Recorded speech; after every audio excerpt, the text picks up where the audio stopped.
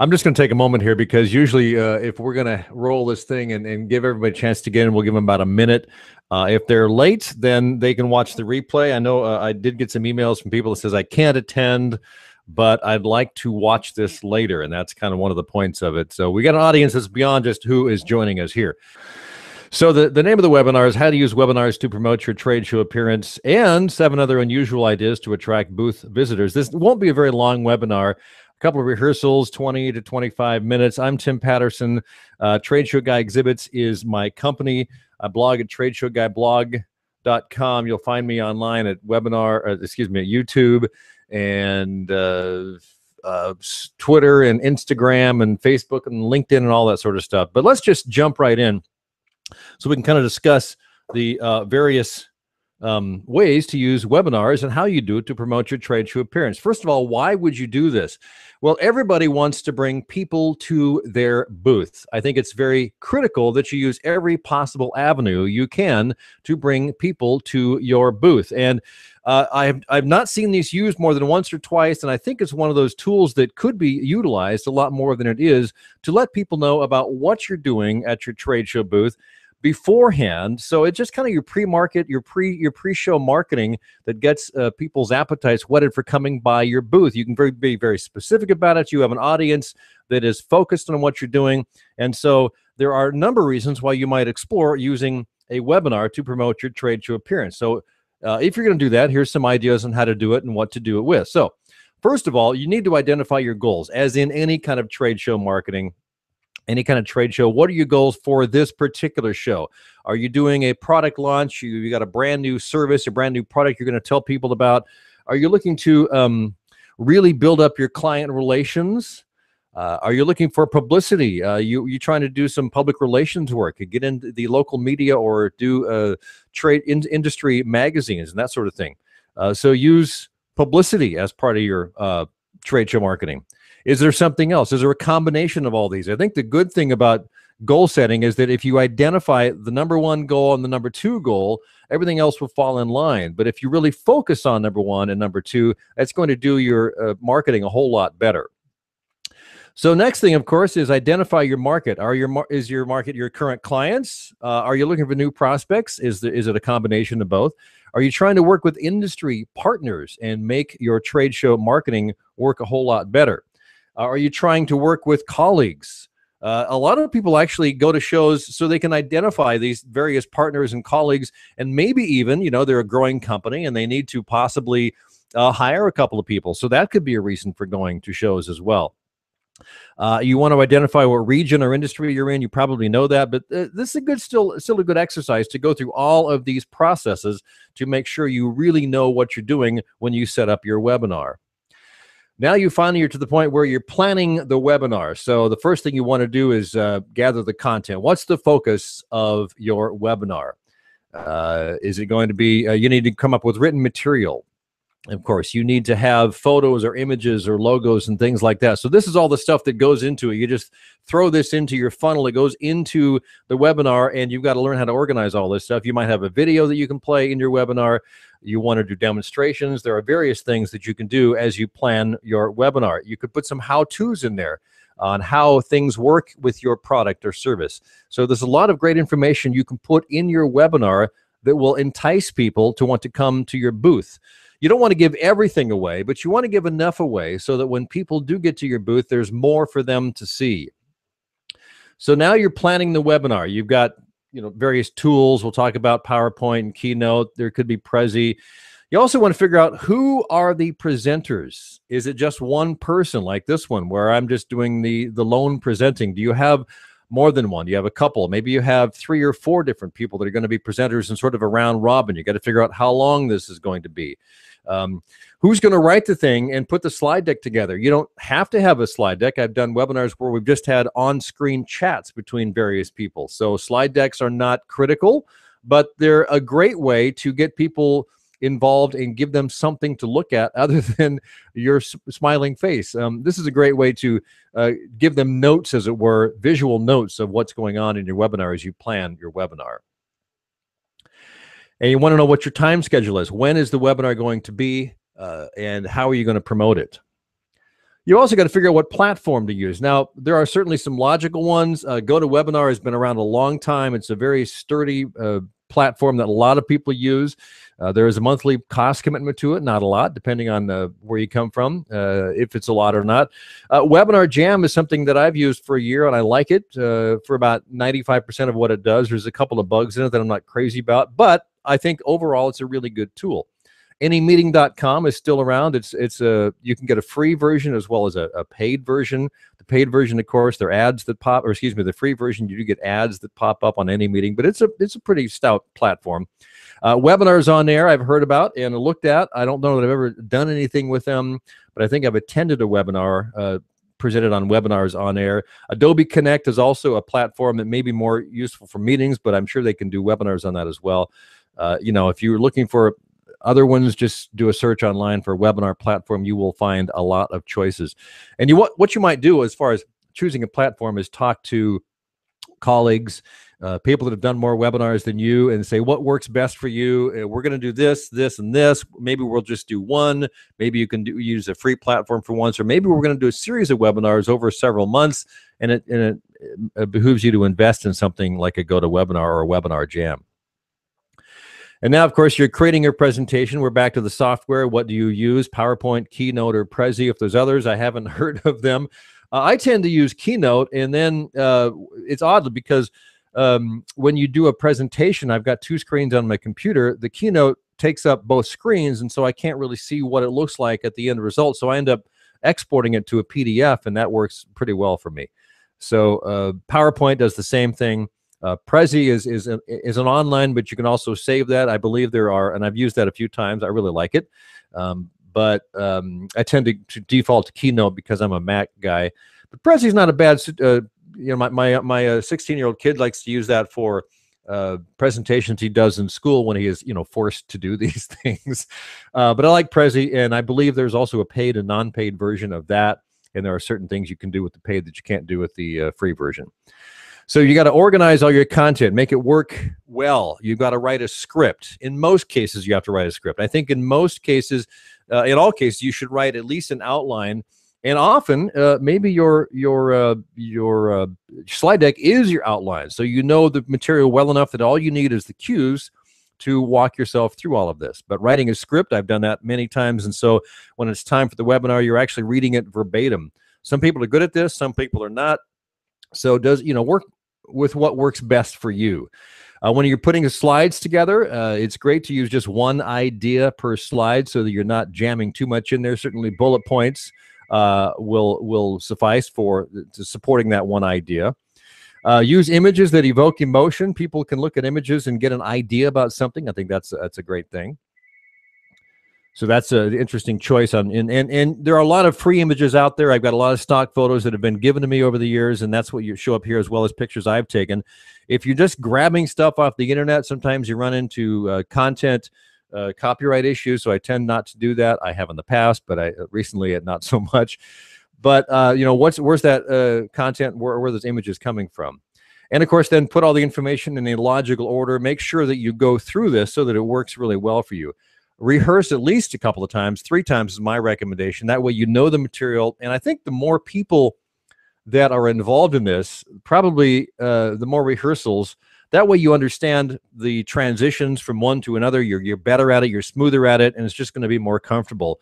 And so schedule those rehearsals as well as the final walkthrough, and give yourself enough time to make any changes after each rehearsal, so that you know exactly what the next rehearsal will entail, the changes you've incorporated from the previous one, because that always happens. Believe me, when you do a presentation and you do a rehearsal, you're going to find something that didn't work as well as you wanted. You're going to find redundancies in there that didn't work as well. And so creating your presentation, rehearsing it, will really help to make it a whole lot better. Now it's time to promote the webinar. Of course, you can email everybody that you know that are clients. You can call people as well. I think if you call someone and ask them, it's not a bad thing to do. You're not going to get a lot of mileage out of it, in the sense that you're not going to reach as many people, because you're just doing one-on-one instead of doing an email blast to a lot of people. A phone call, though, if you reach the right people and you can talk to them about it, it's a much more personal invitation. I think there's a lot of value to that as well. Certainly promote the media, the webinar on social media in various ways, whatever you're adept at. Make sure that you're, sending links out to your landing page and that sort of thing, and using hashtags that relate to your industry, so that people that stumble across it might go, oh, I didn't know they were doing this. Let me go sign up for this. If you want, send out press releases. I do this on occasion, but not all the time. Just depends on how big you want the webinar, how much effort you want to put into promoting your webinar, but nothing's wrong with that. I've sent out postcards and other direct mail for certain various things, and for webinars on occasion. It's a rather rare, but you can do these things to promote your webinar. It also helps support your trade show appearance. Keep in mind that this webinar is supporting your trade show appearance, and so everything can be built around your trade show appearance. Let's say coming next March, you're going to be there at the show for 3 days.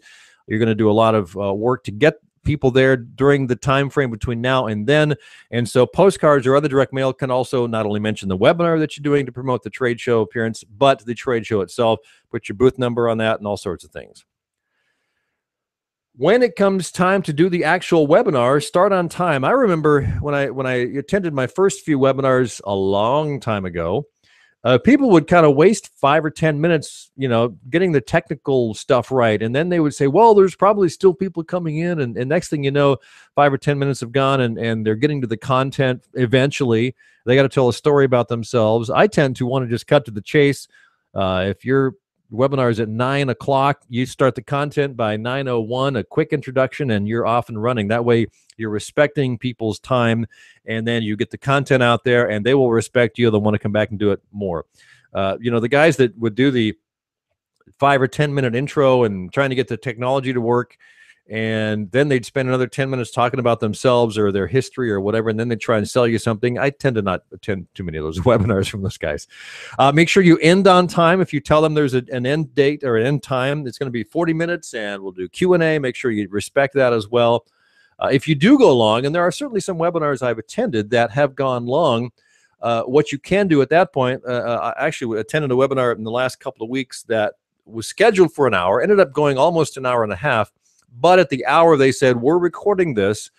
If you want to stick around, we're going to do more Q&A. We've got a lot of questions that people want to get answered. We'll be glad to do that. We'll stay here as long as you want. But if you have to leave, please do that. We'll send you a link to follow up later that you can now view the webinar at your leisure. So end on time and respect people's time, but be able to extend that if that warrants it. Sometimes it's great to offer some sort of freebie, such as a download, a coupon, a prize, an ebook, some sort of thing that shows you're giving value for people that attend, and make it all the way through. And of course, make sure you thank everybody, and then you're off and running. Record the webinar so then you can post it on your blog and share it on social media, so that people that run across it in the future that might possibly be going to that trade show can learn as well, if they didn't see about it earlier. So they can find it on your blog. They can find a link to your blog from your tweets on social media. So it's a good thing to do, is record those things, which we do with this.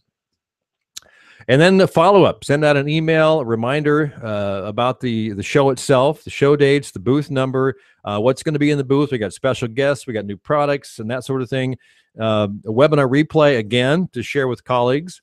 So this is your follow-up a week or two after the webinar, or maybe just prior to the show. You've got a week or two before the show. People are getting ready to go. Here's a reminder what we did 3 months ago or a month and a half ago for the webinar. If you want to get refreshed again, please come by.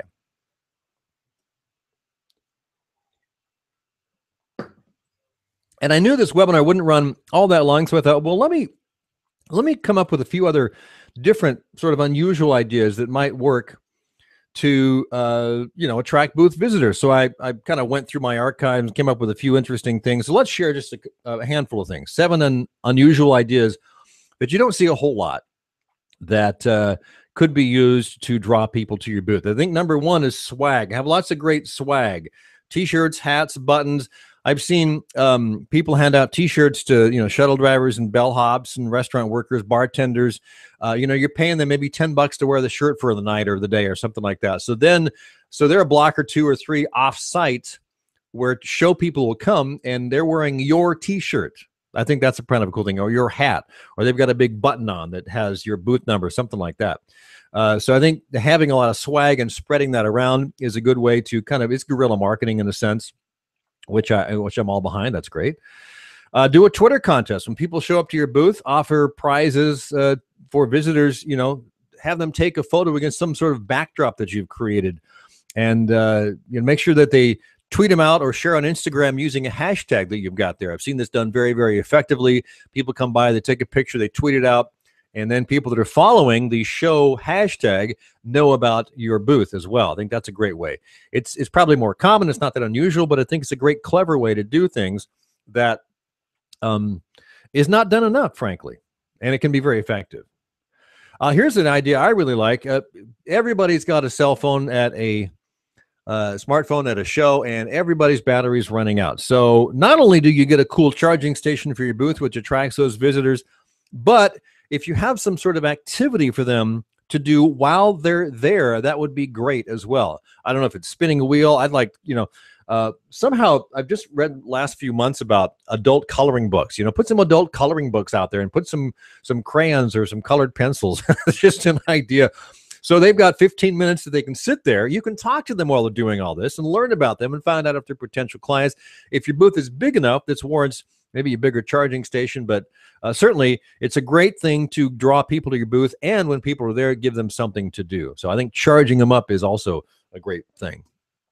Bring the band. This has been done very effectively. I've seen lots of exhibitors have a band in their booth. I've only seen one use a Dixieland band that marched the entire show floor. And that was Bob's Red Mill. They opened their show experiences at Expo West with the Dixieland band. They would march through. There's like a 5-piece band, a little drummer, banjo player, and some horn players as well. And, they had kind of a parade there. So that drew a lot of attention. That definitely gets people to your booth and kind of as guerrilla marketing. I like this one too. I've seen these stickers, follow me to the booth. So you get these sticky backed footprints with a message with the booth number. I would presume something like this, you got to coordinate with show organizers, but it's done all the time and it's kind of cool.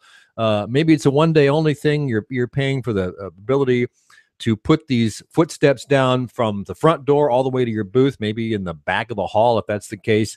But it does draw traffic, and it's a great creative way to do that. How about this? Hire a sidewalk chalk artist outside the venue. If it's a nice sunny day, have someone put together a sidewalk piece of artwork for you that has your booth number on it and shows off your products. I think that's a great way to let people know about your booth and your booth number outside of the venue. It gives people kind of I got to go see that booth. I didn't know they did that. That's great. And finally, drop the mic. I've seen this done very effectively too. Whether it's a TV with cameras or radio with microphones or doing podcasting, whatever they're doing, media, it attracts people. People want to stop and look at people being interviewed. If you stick a mic in somebody's face and talk to them for 10 minutes about their product or services, you can actually hire people that come by and spend a half a day or a day at your booth interviewing managers, customers, getting testimonials, all of this. You can record all this. You can post it on your blog. There's a great way to use multimedia, and you also get photographs out of it. You can get some video out of it. So hire a crew to create kind of a radio show, TV show in your booth. You're interviewing visitors and clients, and people are learning about your product, and they're sharing their experiences with it. I think doing multimedia is a great way to attract attention and draw people to your booth so that once they're there, they learn more about what you're doing and you can talk to them. Like I said, this is going to be a fairly short webinar, so I'll cut you loose here. I'm going to go back and let's see. If you want to email me, by all means, you can call me right there. It's the number. Follow me on Twitter at TradeshowGuy. Go to the company website at TradeshowGuyExhibits.com or the blog at TradeshowGuyBlog.com. And the Trade Show Success book is also available. Just go to TradeshowSuccessBook.com, 14 proven steps to take your trade show marketing to the next level. So let me go over here and stop the screen share and come back. I just want to thank you. Let me go back and see if we have any questions real quick. Chat room. I appreciate you all coming by, and I'm going to cut you loose because, like I said, it was going to be a short one. I'm on vacation next week. I'm going golfing in California with a buddy, and have yourself a great, it's, kind of a slow time of year in the trade show world. But nonetheless, we'll be at it shortly. And I got a couple of projects I'm working on, and appreciate your time. Thank you very much.